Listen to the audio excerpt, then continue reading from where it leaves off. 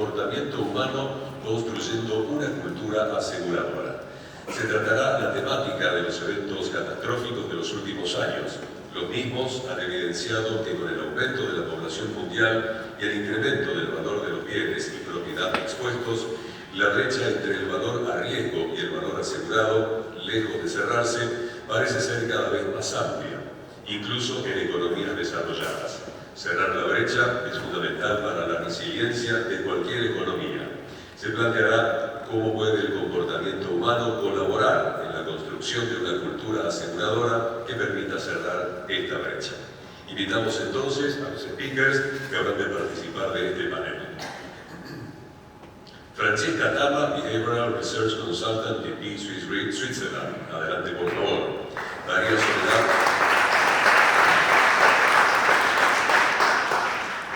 María Soledad Martínez Peria, Division Chief of the Macro Financial Division of the Research Department of the International Monetary Fund.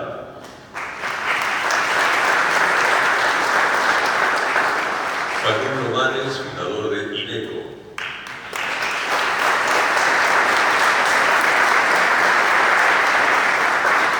Juan Paso, superintendente de Seguros de la Nación. Horacio Sánchez Granel, director de Nación Seguros. Y será moderador de este panel el señor Gastón Francese, Managing Director de Tandem Soluciones de Decisión y profesor de Teoría de la Decisión de la Universidad de Buenos Aires.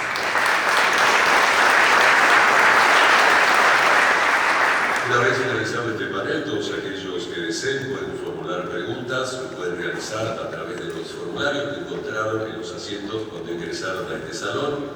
Realizan la pregunta, es importante aclarar a cuál panelista va dirigida y le entregan el formulario a las señoritas asistentes de sala. Dicho esto, señoras y señores, comenzamos. Queda con todos ustedes el moderador del panel, el señor Gastón Francese. Muchas gracias, buenos días. La toma de decisiones probablemente sea uno de los procesos más apasionantes del ser humano. Yo creo que es apasionante por el enorme nivel de irracionalidad que tiene. Sabemos desde hace tiempo que la racionalidad y la irracionalidad juegan juntos en un proceso de decisión. Y sabemos también que estos momentos irracionales muchas veces nublan la claridad para poder tomar una decisión de cualquier tipo. Es por eso que el objetivo de este panel es ver cómo desde... A ver ahí. ¿Ahí me escuchan mejor? Sí. Perfecto, gracias.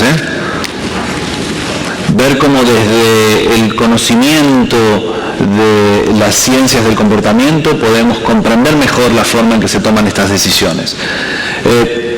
Cuando hablamos de estos dos sistemas que juegan juntos, lo interesante es que ninguno de los dos se pueden apagar. Yo no puedo decidir ser racional por un momento, y en unos instantes vamos a ahondar un poco más en estos sistemas duales. Y además en estos sistemas intuitivos o en los momentos intuitivos aparecen sesgos del comportamiento que muchas veces nublan nuestra objetividad y nuestra percepción frente a una decisión. Ejemplos de estos sesgos ustedes los conocen también como yo. En la industria hay miles y se pueden, no sé, desde el sesgo de disponibilidad, por ejemplo, por el cual creemos que un evento es más probable porque ocurrió recientemente un evento similar, entonces lo tenemos más fresco en la memoria y creemos que por eso se va a generar con mayor frecuencia. Y ejemplos de este tipo hay miles, ¿no? Desde ir conduciendo y manejando un vehículo tal vez sin el cinturón de seguridad puesto y de repente vemos un auto chocado en la banquina. ¿Y qué hacemos? Aumenta de repente la probabilidad de riesgo, ¿no? La probabilidad del evento. O nos compramos un auto rojo, por ejemplo, y al otro día a la mañana salimos a conducir por la calle y vemos que todos los autos son rojos. ¿Y cómo no nos dimos cuenta que había tantos autos rojos? Evidentemente los sesgos juegan un rol muy importante. Un rol típico y que afecta muchísimo en la decisión de seguro tiene que ver con la aversión a las pérdidas, no necesariamente la aversión al riesgo, sino a la pérdida en sí, este efecto por el cual valoramos tanto más una pérdida que una ganancia proporcionalmente y con el signo opuesto, por supuesto. Pero si valoramos más una pérdida que una ganancia, ¿por qué no todos salimos corriendo a comprar seguros? Porque hay varios sesgos que también juegan para el otro lado.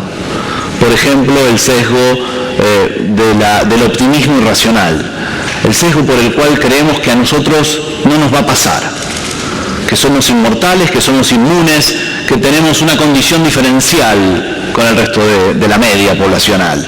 Es así que si les preguntamos a la gente cómo se sienten manejando, conduciendo un vehículo, si les pregunto, ¿ustedes creen que manejan mejor que la media o peor que la media? 85% de la gente cree que maneja mejor que la media. Tenemos un problema matemático, ¿no? O no sabemos calcular promedios, o nuestro ego nos juega una trampa. Por mi trabajo tengo la suerte de interactuar muchas veces con CEOs de empresas, como muchos de ustedes. Y me encanta siempre hacer la misma pregunta cuando inicio una conversación, y los invito a reflexionar en la misma pregunta. ¿Ustedes creen que tomando decisiones son igual que la media, un poquito peor que la media o un poquito mejor que la media? ¿Vieron, no? De nuevo, otro problema matemático. 91% de los decisores creemos que somos mejores que la media. La buena noticia es que esta irracionalidad puede ser manejada y puede ser influida de alguna manera. El nudging o el empujoncito que desde hace 10 años está tan instalado en nuestro día a día, nos dice que hay algunas herramientas que tienen que ver con lo que se llama la arquitectura de decisión, que nos pueden ayudar a simplificar el proceso de decisión e inclusive influir en la decisión de adquisición de un producto. ¿Sí? Un ejemplo típico es cuando se inició en Europa la donación de órganos voluntaria, y encontrábamos como países muy claros, países como Alemania, Inglaterra o Holanda, tenían índices de donación de órganos de entre el 15 y el 20%. Si comparábamos con otros países muy similares, como Bélgica, Francia y Hungría, por ejemplo, tenían índices del 98%. ¿Cómo podía ser que la gente fuera tan distinta en esa decisión tan simple? Cuando se analizó el proceso por el cual se le pedía a la gente la opción, se le ofrecía a la gente la opción de donar, se veía que la opción por default, en el caso de los países de alto nivel, estaba dada en donar órganos, y la opción por default en el otro estaba al revés.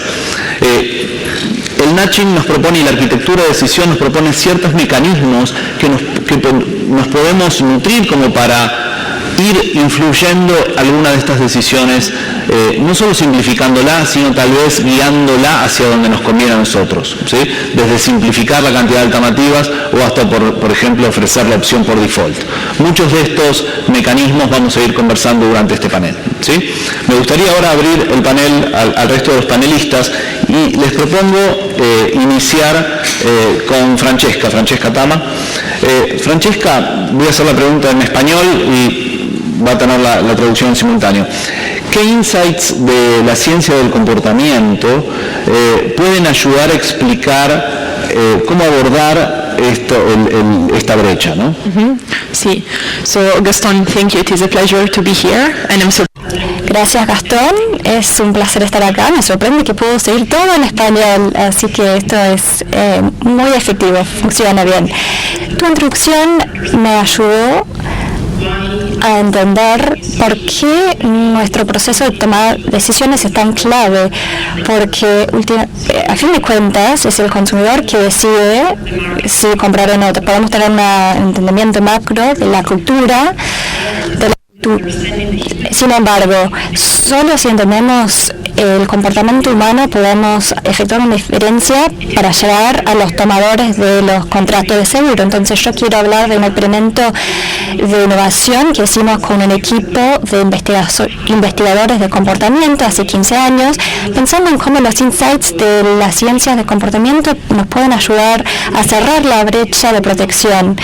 Entonces, entendemos que hay comportamientos que son irracionales y es predecible que son así, y funcionan en contra de la naturaleza humana. Por ejemplo, sabemos que existe este patrón de aversión de riesgos y esto implica que las personas sí comprarían seguros. Sin embargo, se venden los seguros de tal manera que apela a nuestro cerebro analítico. Entonces, a lo largo del tiempo hemos evolucionado para superar este sistema y para usar, en vez de eso, nuestro cerebro de decisiones automáticas. Entonces, en la primera instancia preferimos tomar decisiones que dan preferencia a nuestra situación actual, por ejemplo, dando preferencia al impacto de las cosas que pasan hoy y no los que pasarán al futuro. Entonces, prefieren ahorrar dinero para ayudarnos hoy en vez de ahorrarlo para ayudarnos al futuro, pero eso no es como la idea del seguro, porque estamos pensando siempre en lo que va a pasar en el futuro. Entonces, se usa las ciencias de comportamiento a través de un programa que se llama Ahorrar Más para Mañana. Es un programa de Estados Unidos y se pide a las personas que aparten sus ahorros en el futuro, no tienen que ahorrar hoy por un beneficio al futuro. Entonces usamos esos principios para hacer que los seguros funcionen en conjunto con nuestro proceso de toma de decisiones. Después también podemos usar las normas sociales, también tomamos decisiones porque somos seres humanos sociales, y si podemos mostrarles a las personas cómo las personas que te rodean se comportan, esto afectará a tu comportamiento. Eso es algo que se ha estudiado mucho y también se aplica a otros campos, por ejemplo, a la evasión impositiva en Guatemala, en el Reino Unido, en otros países. Entonces, este estudio de los apalancamientos cognitivos y cómo están diseñados y distribuidos pueden ayudarnos a cerrar la brecha de protección. Creo que esto va a surgir más adelante, pero quería compartir un ejemplo de esto, porque esto funciona con nuestros clientes cuando pensamos en cómo enfrentar un desafío en particular a través de las ciencias de comportamiento. Por ejemplo, trabajamos con una aseguradora en el Reino Unido que empezó a vender sus pólizas digitalmente a través de la página web, y ellos se concentraron en la facilidad de los pagos mensuales, y la opción default era ayudar a las personas a comprar el producto. Y por ahí eso va un poco en contra de la intuición, pero aumentamos las ventas en un 25% al cambiar el enfoque de la página de entrada. Dijimos, no se enfoquen tanto en los pagos mensuales y la naturaleza del producto, sino traten de que las personas lleguen a entender por qué necesitan el producto. Entonces empezamos a trabajar en la teoría de preguntas. Preguntamos si tuvieron otro tipo de seguro, si tuvieron un préstamo, si tenían hijos, y esas son preguntas que podemos responder con nuestro sistema número 1, porque no son complejas, pero esto no alejaba a las personas como uno podría haber pensado, sino aumentaba las ventas en un 25%. Entonces, espero que esto les dé algunas ideas acerca de cómo adoptar estas políticas cuando están hablando con la persona de una manera más directa. Le quiero hacer una pregunta ahora a Facundo. Facundo, me gustaría que nos pudieras comentar cómo el cerebro toma decisiones y cómo, comprendiendo la manera en que nuestro cerebro toma decisiones, podemos también entender qué podemos hacer para direccionar este proceso de decisión. Bueno, primero tenemos que entender que nuestro cerebro es el mismo que el de un antepasado nuestro hace 30.000 años. Tenemos exactamente el mismo cerebro que un antepasado nuestro hace 30, 40 o más, 40.000 años o más. Y cuando un antepasado nuestro estaba en el bosque y veía una sombra, si se ponía a analizar racionalmente con el sistema 2 de toma de decisiones, que es un sistema analítico, racional, deliberado, que requiere gasto energético y recursos cognitivos, mientras pensaba si la sombra era de un oso agresivo que le podía matar o de una rama que daba sombra, si era un oso, nuestro antepasado no sobrevivía. Entonces nuestro antepasado, por suerte, tenía un sistema de toma de decisiones, automático, sin esfuerzo mental, intuitivo, que le permitía irse y sobrevivir. Para nuestra especie es más importante sobrevivir que la verdad. Nuestro antepasado no estaba interesado si era un oso o una rama, quería sobrevivir. Nosotros, como se dijo acá, tenemos básicamente dos sistemas de toma de decisiones. Uno que usamos la mayor parte del tiempo, que no requiere esfuerzo cognitivo, porque los recursos cognitivos de todos nosotros son limitados. Y el sistema 1 de toma de decisiones es un sistema intuitivo, automático, que no requiere recursos cognitivos, basados en creencias previas. Nosotros no vemos la realidad tal cual es. Vemos lo que nuestras creencias filtran de la realidad. Y tenemos un sistema de toma de decisiones, como dijimos, racional, deliberado, analítico, pero esto requiere esfuerzo mental. 7 por 5 dividido 4, ¿cuánto es? Podemos hacer la cuenta, pero requiere un gasto mental. No podíamos vivir así. En un mundo ambiguo, en un mundo con incertidumbre, nosotros necesitamos, por suerte, haber desarrollado este sistema automático, no consciente, guiado por la emoción del momento, pero también por emociones previas, experiencias previas, aprendizajes previos. Así que básicamente las neurociencias modernas, que es mi área de investigación, ha demostrado con muchísimos datos que la toma de decisión no es como pensamos la mayor parte de las veces racional, basada en las opciones que analizamos racionalmente, sino que usamos la mayor parte del día un sistema automático, no consciente, guiado por la emoción del momento, por experiencias previas, aprendizajes previos, emociones previas, en un contexto que cambia permanentemente. El contexto influye en la toma de decisiones. Así que el primer punto, nosotros decidimos automáticamente la mayor parte del día. Decidimos con esquemas mentales, los sesgos. Los sesgos los construimos desde que somos chicos, de acuerdo a las experiencias que vivimos y a cómo interpretamos esas experiencias. Vamos formando anteojos con los cuales miramos la vida y las situaciones. No tenemos tiempo para decidir cada situación, entonces con estos anteojos, con estos esquemas mentales, con estos sesgos, vamos por la vida decidiendo automáticamente.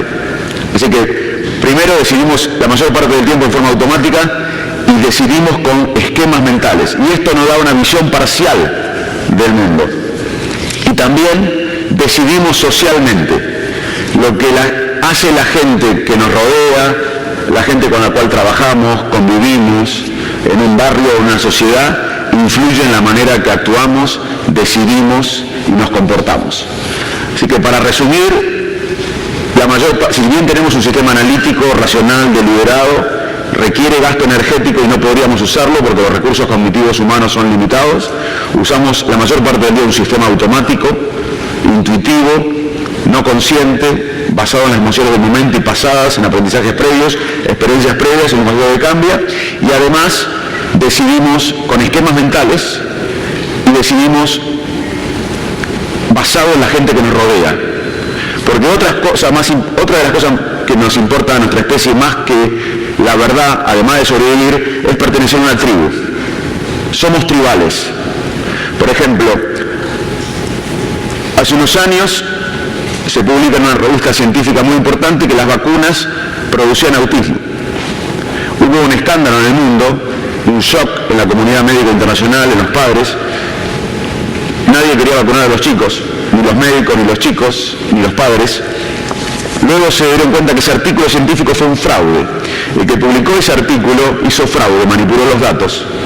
Y hoy hay mucha evidencia que demuestra que las vacunas no producen autismo. De hecho, lo digo, las vacunas no producen autismo.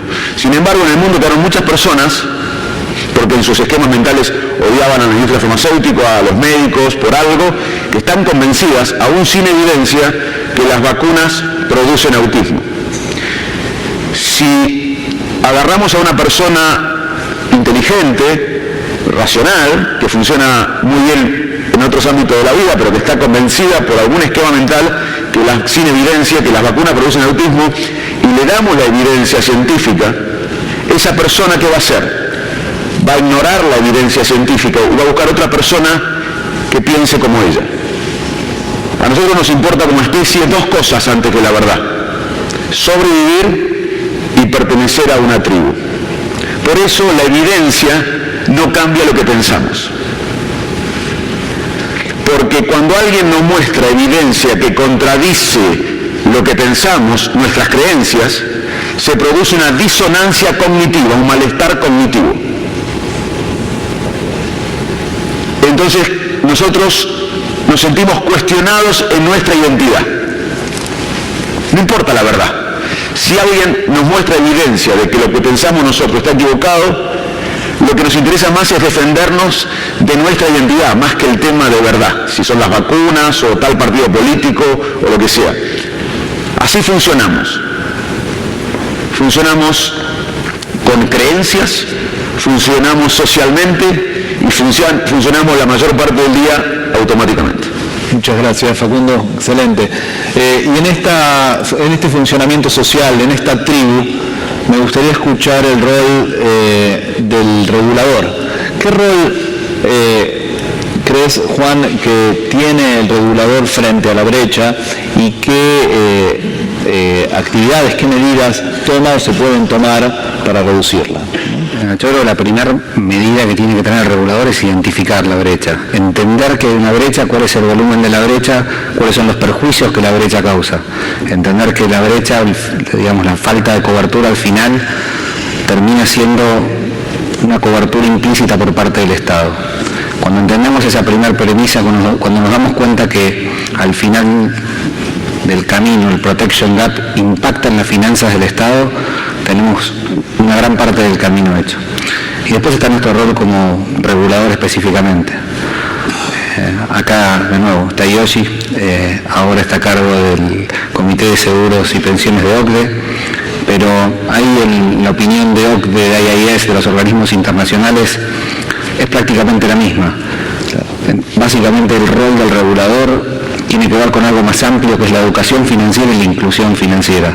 Creo que nosotros, como miembros de un Estado, del Estado Nacional, tenemos que tener políticas de Estado que hagan a la inclusión financiera y a la educación financiera como tal, sobre todo en los países emergentes, porque parte del protection gap es la falta de acceso al sistema financiero en su totalidad. Y ahí el rol del seguro tiene una tarea enorme para hacer. ¿Por qué? Primero porque en muchos países es el primer ingreso, el primer contacto con la actividad aseguradora y con la actividad financiera en su totalidad. El microseguro, por ejemplo, es una excelente herramienta. Después tenemos otro rol que es un rol clave para nosotros, que es el rol de facilitador. Hacerle más fácil las cosas a las compañías de seguros, a los ciudadanos, para que tengan nuevos productos, para que se comercialicen nuevos productos, para que tengan acceso a la protección de una forma más amplia. Y creo que ahí también necesitamos ustedes, de las compañías de seguros, porque son ustedes las que nos tienen que acercar a nosotros productos nuevos, estándares nuevos. Hoy los desafíos del regulador son enormes. ¿Por qué? Porque el mundo está cambiando. El comportamiento y la expectativa del consumidor, por más de que el cerebro sea el mismo que hace 30.000 años, es totalmente diferente. Y a nosotros lo que nos pasó es que por ahí recibimos una superintendencia de seguros que en muchas cosas funcionaba como la misma superintendencia de seguros de hace 50 años. Y creemos que como regulador, todo lo que sea transparencia, el combate del fraude, darle certezas al consumidor y al asegurado, ayudan muchísimo para que la gente se acerque y se vuelque a contratar un seguro. Y por último, en Argentina tenemos un rol enorme en volver a la cultura del ahorro y en participar junto con la industria, el regulador, las autoridades nacionales, en hacerle comprender a la ciudadanía la importancia de la previsión, la cultura del ahorro, la protección, ese gap de lo que es la planificación familiar. en Argentina hoy el seguro de vida es el 0,5% de ese 3% que estábamos hablando al inicio. Es nada. ¿Está bien? Tenemos que volver a crear una conciencia aseguradora para que las familias estén protegidas y protejan su futuro. Perfecto. Muchísimas gracias, Juan. Y ya que hablas de la industria, me gustaría escuchar la opinión de Horacio respecto a cuál es la percepción que tienen las empresas respecto a esta brecha y qué están haciendo las empresas como para reducirla. Bueno, muchas gracias. Me gustaría recordar algunos números de nuestra industria para ir bajando a tierra un poco todos estos temas que estamos hablando. Y como decía bien Juan, nuestra industria en Argentina tiene una penetración del 3%, que es aproximadamente el promedio de Latinoamérica, cuando los países desarrollados están en más del doble, en 7-8% del PBI o del Producto Bruto Interno. Si además tenemos en cuenta, como también lo dijo Juan en algún momento, que la mayoría de esos seguros son automotores y riesgos del trabajo, que son seguros obligatorios, vemos que el potencial de desarrollo de seguros con decisiones, tomados con decisión voluntaria de los asegurados, es enorme. Nosotros somos el tercer mercado de Latinoamérica, a pesar de las devaluaciones que hemos sufrido durante el año pasado, seguimos siendo el tercer mercado. Tenemos más de 180 compañías. Esto hace que seamos también un país distinto al resto de Latinoamérica. Hay muchas compañías. Y nuestro mercado tiene un tamaño de entre 14 y 15 billones de dólares, cuando existe también calculado una brecha de alrededor de 30 billones de dólares, o sea, un mercado potencial que podría llegar a los 45 billones de dólares. Las compañías en Argentina se manejan habitualmente con un combine ratio negativo, o sea, mayor a 100, con una siniestralidad promedio que oscila entre 62 y 65%, y gastos promedios que están entre el 42 y el 45%. Este resultado negativo del combined ratio se revierte por el resultado financiero, que muchas veces está influido por la inflación que tenemos en Argentina, la inflación implícita que tenemos en Argentina. Pero de todas formas, las compañías en su conjunto tienen un retorno, un retorno sobre el capital de entre 20 y 25%. Quería poner estos números para bajar a tierra ciertas cosas y también ver que, por ejemplo, como también lo decía Juan recién, de toda esa masa de seguros, aproximadamente entre el 14 y 15 mil millones o 15 millones de dólares, solamente el 14% son seguros de vida, y de los cuales 70% son grupales, de ese 14%, con lo cual, de nuevo, no hay decisiones individuales de individuos, tanto en vida individual como en retiro, donde esté influyendo una decisión.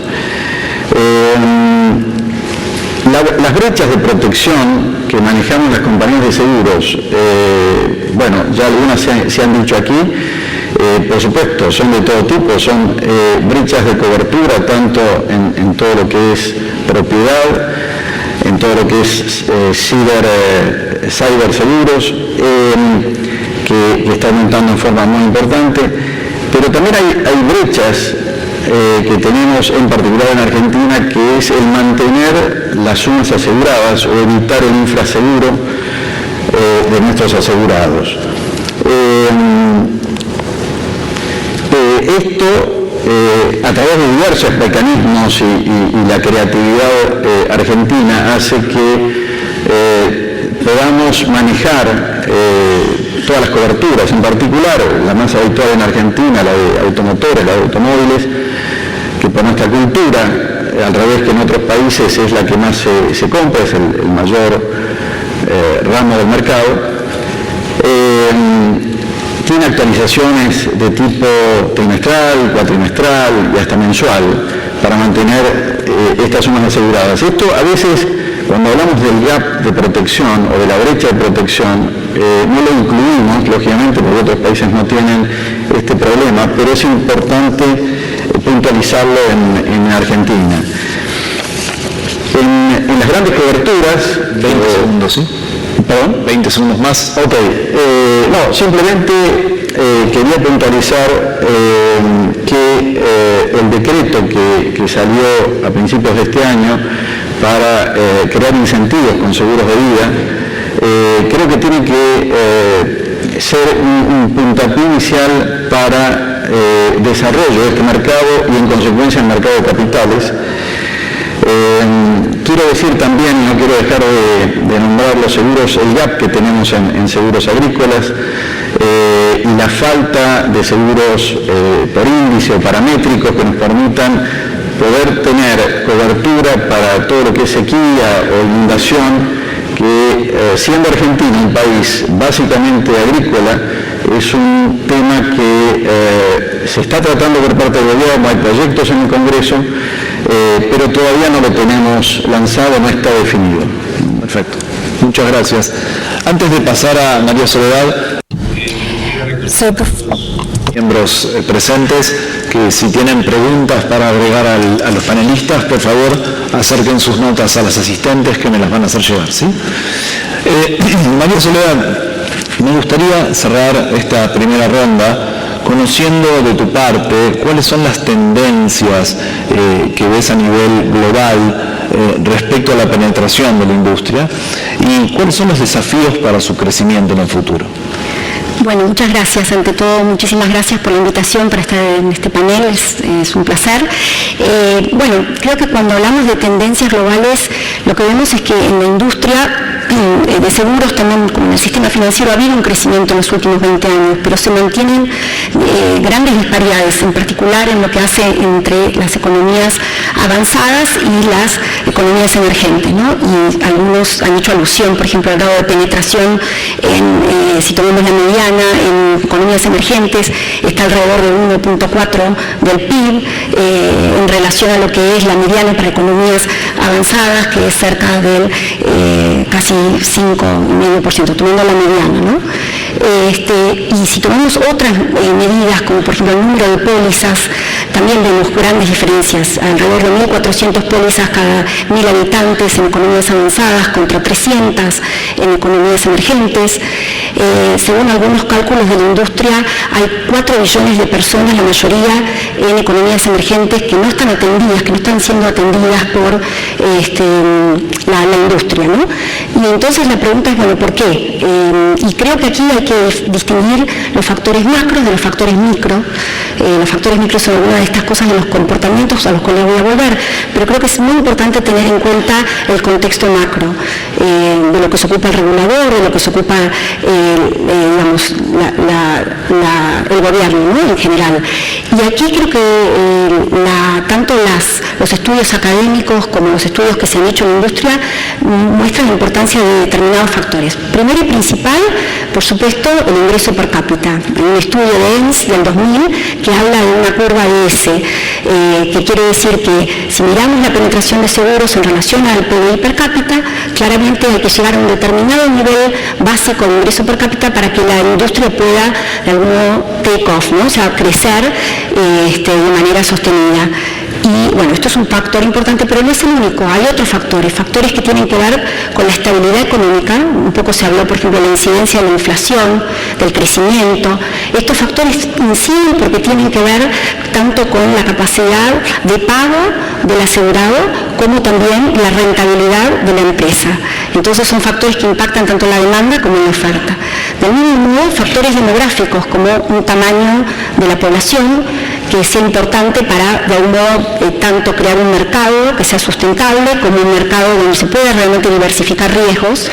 Después también la densidad poblacional impacta en la posibilidad que tiene la industria de acercarse fácilmente a las personas. Estos son algunos de los factores, pero algo que quiero remarcar, que creo que es muy importante, y hay algunos estudios, tanto académicos como por ejemplo, el Banco Mundial, que se han hecho sobre el contexto institucional, ¿no? Y esto tiene que ver con el respeto a las instituciones, los derechos de propiedad, el respeto a los derechos de propiedad, es decir, todo el marco en el que se desarrolla la actividad financiera, que da confianza tanto a la empresa como al asegurado, ¿no? De que el contrato, en el contrato de transacciones financieras, es un contrato fundamentalmente donde hay una transacción de dinero por un servicio futuro. Es muy importante todo ese contexto institucional, y hay mucha evidencia empírica que habla de la importancia de eso, ¿no? de todo el tema del lo que se llama el rule of law y derechos de propiedad y demás.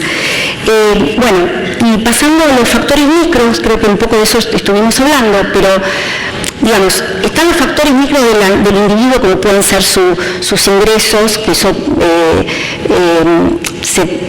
tiene una correlación con lo que hablaba antes de la curva S, con el nivel de educación que impacta en la capacidad de tomar una decisión, la edad.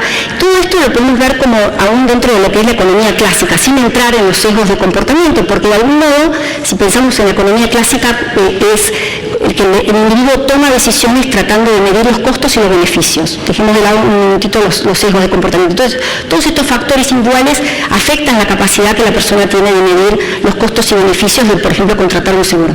Pero además, quiero recalcar, y creo que eso ya se habló, tanto Facundo como Francesca lo hablaron bastante, y vos también, Gastón, los sesgos de comportamiento, ¿no?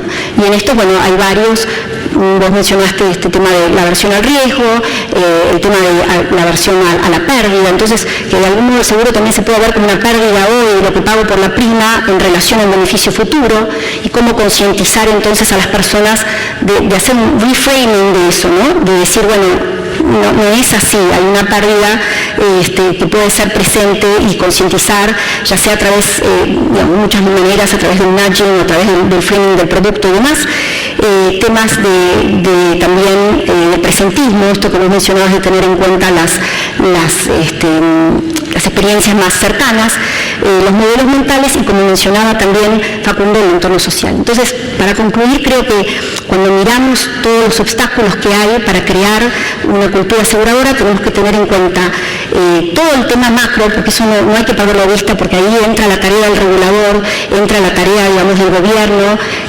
Ese es un contexto muy importante, es una condición, digamos, necesaria, y después también, desde el punto de vista de la industria, cómo acercarse al cliente teniendo en cuenta todos los temas de sesgos de comportamiento y demás que se mencionaron. Perfecto.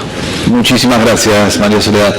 Me gustaría, por lo que estamos escuchando, parecería ser que, si bien el cerebro sigue siendo el mismo, ¿no?, en sus orígenes, aparentemente hay ciertas tendencias a nivel macro que están dando un contexto de una gran oportunidad, ¿no? Estamos hablando de 4 millones de personas, 4 billones, sí, perdón, de personas no atendidas en este contexto. Obviamente es una oportunidad muy grande. Me gustaría que nos pudiéramos focalizar en esta siguiente ronda, específicamente en esta oportunidad a la que hacen referencia, ya sea con el reframing o ya sea con las diferentes abordajes o metodologías que podemos seguir. Entonces, la pregunta específica que hago abierta al panel, al que quiera levantar el guante, es ¿cuáles creen ustedes que son los principales desafíos que tiene la industria en general a la hora de abordar la reducción de la brecha? Creo que hay un cambio de paradigma, Gastón, en esto muy importante. Creo que nuestra industria está pasando, no solamente en Argentina, digo en el mundo, por un cambio que no ha vivido antes en su historia. Creo que estamos saliendo de los parámetros tradicionales, estamos empezando a pensar en forma disruptiva, out of the box, como se suele decir, para tratar de, a través de las insurtech, etcétera, Big Data, etcétera, tratar de captar mayor cantidad de asegurados y de esta forma reducir la brecha que tenemos. Creo que es un momento de un cambio, así como en otras industrias, incluso industrias que han desaparecido. Creo que si no nos adaptamos, van a venir otros y nos van a reemplazar. Entonces, creo que es muy importante realmente pensar en forma desestructurada y armar quizá o pensar nuestras compañías, nuestras empresas desde cero, from the scratch, ¿no? A lo mejor en forma paralela a la operación que tenemos, tratando de imaginarnos no todo lo que pasó antes o toda esa información que tenemos antes, sino los riesgos que vamos a tener que cubrir a futuro y a quién van a ir dirigidos esos riesgos, los millennials, etcétera. Perfecto. Muchas gracias, Horacio. ¿Alguien que quiera...? Sí, no voy a específicamente responder a tu pregunta pero quiero plantear otro tema que es... ¿Se escucha bien? En la toma de decisiones humanas hay una constante tensión entre el corto plazo y el largo plazo. Nosotros tenemos un circuito de recompensa en la base del cerebro que nos da placer, con el sexo, la cocaína, el altruismo, la reputación social, todo lo que da placer activa este circuito. Y también tenemos un lóbulo frontal que nos permite planificar, pensar en largo plazo. Yo creo que Gastón mencionó los nudge, esos empujoncitos que recibieron 2 premios Nobel en los últimos años en economía, Daniel Kahneman y Richard Taylor, que sirven gente que estudia la conducta del cerebro, ganaron el premio Nobel de Economía porque se dieron cuenta que la gente actúa de forma irracional, o demostraron que somos más emocionales que racionales. Y en el mundo hubo institutos que trataban de utilizar estos empujoncitos para que la gente tome más decisiones. Por ejemplo, hace unos meses el presidente argentino dijo: usemos menos energía. Y eso no iba a pasar, ni pasó, creo, porque lo diga alguien.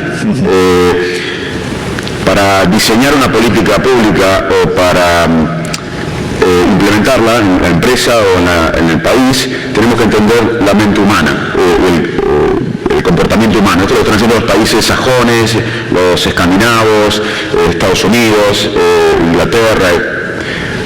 ¿Por qué digo todo esto? Porque en esta brecha que ustedes muestran acá, y que yo no es mi área, creo que el contexto tiene que ser evaluado. Todos estos estudios de nudge, estos estudios de behavior, son hechos en países de altos ingresos, de países desarrollados, y no hay experiencia en países emergentes.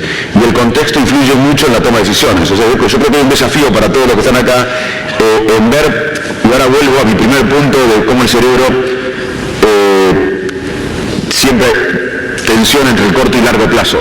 En los países emergentes, en los países desiguales, en los países con crisis constante como la Argentina, nosotros usamos los recursos cognitivos para concentrarnos en el corto plazo y no en el largo plazo.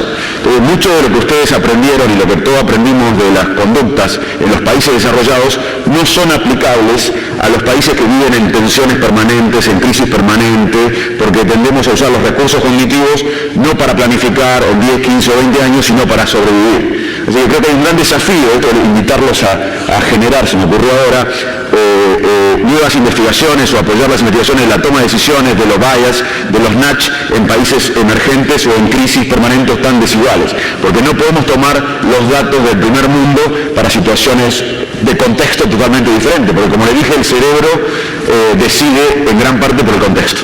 Excelente, muchas gracias, Facundo, y sobre todo porque es tan difícil de medir, porque ni siquiera nos damos cuenta cuando tomamos esas decisiones. O sea, no es que somos conscientes y decimos, ay, voy a tomar una decisión. O sea, las tomamos, ¿no? Entonces, el sistema de registración es difícil, por eso este tipo de estudios se tornan críticos, para que podamos aprender de ese proceso de decisión. Y al no tener información local o regional, suponer que la lógica que hay detrás se corresponde con la fuente es riesgoso. creo que este punto de Facundo es importantísimo. Muchas gracias. María Soledad tenía un comentario ahí primero. Sí, siguiendo lo que decía Fernando, hay una literatura emergente, en emergentes, de la cual creo que uno puede aprender. Tal vez no es lo mismo para Argentina, donde sí el contexto de crisis puede tener un impacto diferente, pero sí hay estudios, por ejemplo, en la India, estudios en Malawi, estudios en muchas otras partes del mundo, por lo menos en seguro se me vienen a la mente esos dos, que toman en cuenta estos sesgos y que ven cómo aplicarlos. Y creo que hay cosas del comportamiento humano que siempre está. Creo que este tema de cómo inciden cuestiones de crisis, cuestiones de coyuntura son importantes. Pero lo que se aprenden de muchas de estas investigaciones que se han hecho en países emergentes es la importancia de la educación financiera, de cómo se diseñan a los productos teniendo en cuenta las necesidades de la persona y la forma en que la persona toma decisiones, y cómo esas cosas inciden, y cómo la industria, volviendo un poco a lo que se decía con respecto a esto de empezar de nuevo, ha digamos, formulado productos que antes no existían, teniendo un poco en cuenta las necesidades coyunturales de las personas donde viven y estos sesgos de comportamiento. O sea que hay una literatura que creo que apunta un poco a combinar estas dos cosas y de la cual podemos aprender. Excelente, muchas gracias. Juan, ¿tenías? No, creo que para levantar el punto, me parece excelente el punto que levantó Facundo, porque las realidades son distintas también en materia regulatoria. No es lo mismo regular para Luxemburgo que regular para la Argentina. Y nos pasa como reguladores que muchas veces nos quieren aplicar una receta tailor-made para Ucrania, para Luxemburgo y para la Argentina, no teniendo en cuenta que somos realidades distintas, que el comportamiento de los mercados es distinto y que quizás necesitamos, aún queriendo llegar al mejor lugar, teniendo un enfoque basado en riesgo, aplicar recetas distintas que hagan a la realidad de nuestros países y que permitan el desarrollo de nuestros mercados, ¿está bien? Sin vulnerar las mejores prácticas, pero creo que es un excelente punto y que nosotros como regulador también lo tenemos que entender. Excelente. Francesco.